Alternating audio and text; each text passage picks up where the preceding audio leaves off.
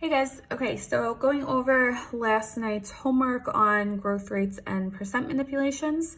So if we look at number one, they just wanted you to determine the annual growth or decay rate for I, double I, and triple I. And we said yesterday that the only thing we're concerned with looking at when we're trying to determine the growth or decay rate is kind of what's in parentheses and what's being raised to our exponent. So for the first one here, we see we have 2 being raised to the t over 5 power, which means we could rewrite that as 2 to the 1/5 times t. Then we said yesterday that we can manipulate that even further as 2 to the 1/5 to the t.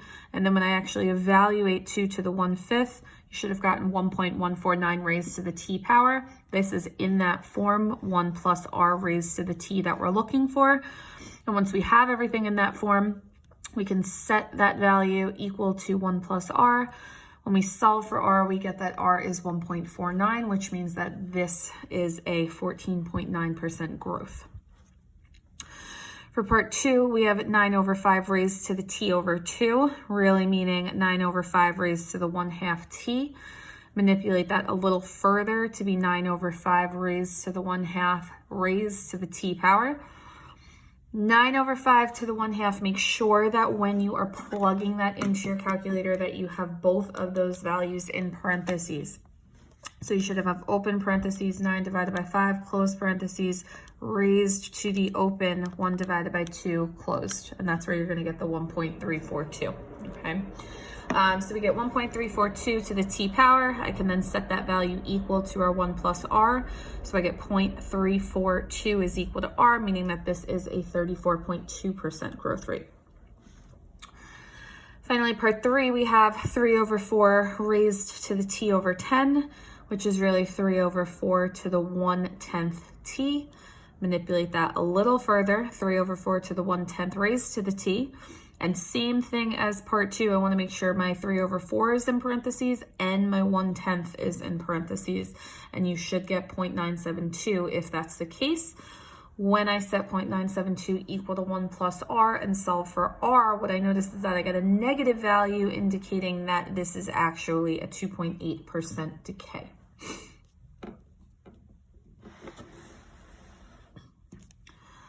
Number 2, says that we're given 2 different equations, but they want us to show that both of these equations actually are modeling the same thing.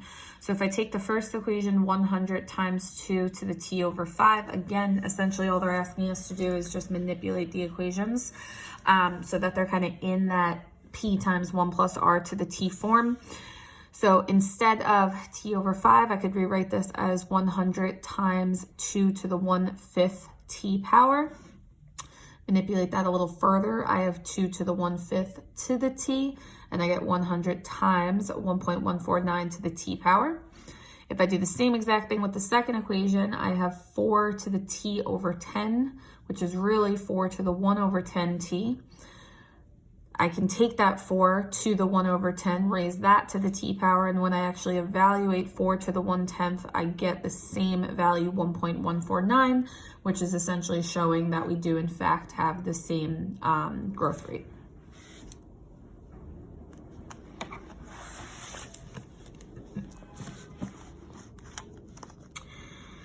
Okay, so for number 3 here, the first thing they wanted you to do was find the average rate of change. And if you remember from algebra, average rate of change is essentially a fancy way to say find the slope. So if I look at the values in the table to find my slope, I'm going to do my y2 minus my y1 over my x2 minus my x1, which is going to give us negative 50. So right here, this should kind of be an indicator that if we have a negative slope, it's a function that is decreasing, and you should turn out with a decay rate as opposed to a growth rate. When they want us to write the equation for the exponential function for part B, remember yesterday we said that we get that growth or decay rate from actually looking at our table here. So if I were to divide 750 by 1,000, that's where I'm getting the 0.75 in my equation. And then again, I'm seeing that that's happening every 5 years. So I want to take that into account in my equation and actually raise this to the t over 5 power as opposed to just raising it to the t. Part C says, okay, now take your equation from part B and actually determine the growth or decay rate. So again, that means just take this inside part here and manipulate it. So 0.75 to the t over 5 is equal to 0.75 to the 1/5 t, which is really 0.75 to the 1/5 to the t. 0.75 to the 1/5 is 0.944. And when I set that equal to 1 plus r, I notice that I get a negative value, meaning that we really have a 5.6% decay here, which makes sense because we kind of said right from the get-go that because the average rate of change was negative, that it should have indicated that we were working with decay here. And it turns out that we are. For part D, they're asking you to now actually figure out how many years it's going to take you for this function to double, okay? So if we started with 1,000, doubling that would mean that I'm going to end up with 2,000. So 2,000 is equal to 1,000 times 0.944. Remember now, we said this yesterday, you want to use your annual growth or decay rate when you're trying to figure out how long it's going to take you, okay? So my annual decay rate is 0.944. And then when I divide by 1,000 on both sides, 2 is equal to 0.944 raised to the t. Remember, if we're solving for an exponent, that's when I want to take the natural log of both sides. So I have ln of 2 is equal to, power rule says I could bring that exponent down in front. So t times the natural log of 0.944. Divide by the natural log of 0.944 on both sides. And I get that t is about negative 12.028. Which makes sense because it's indicative of the fact that we are representing decay here. So it's okay to have a negative value in this particular case. So this should say to you, it's going to take 12 years, but because we're decaying, that's why it's being expressed as a negative 12, okay? Part E, we kind of talked about this already, but examine the average rate of change and whether or not it was exponential growth or decay. Do you see a connection? Well, we already talked about the connection we saw.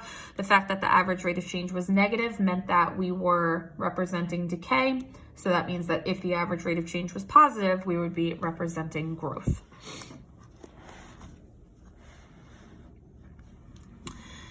And then number 4 says, we have a population of llamas. It's growing at a constant rate of 6%. At what rate is the llama population growing per month? Round your answer to the nearest 10th. So we start with our normal growth equation. We don't know what A is. We don't know how many llamas we started with, but we do know that they're growing at a rate of 6%, so 0.06. And since I want to know how often they're growing per month, that's why I'm going to have t divided by 12. I said I can take the value that is inside this parentheses here and kind of rework it. So 1 plus 0.06 is 1.06 raised to the 1/12th t. Manipulate that a little further. So we have 1.06 to the 1/12th to the t. Evaluating this gives me 1.0049 to the t. Once I have it in this form, I can set it equal to 1 plus r. When I subtract 1 on both sides, I get 0.0049. And since they want you to round your percent to the nearest 10th, it's about 0.5% per month. Okay. If you guys have any questions on any of these, please feel free to email me and I will try to help you via email.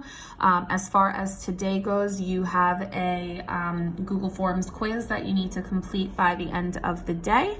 And that's all for today.